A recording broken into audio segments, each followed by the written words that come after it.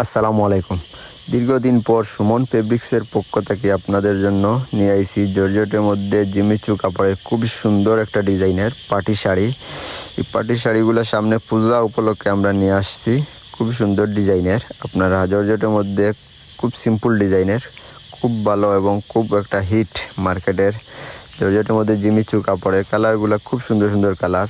যার যে কালার ভালো লাগে স্ক্রিনশট মারি নিয়ে আইবা আমাদের দোকানও। আমাদের দোকানের ঠিকানা সুমন ফেব্রিক্স, জলি মেনশন বড় লেখা।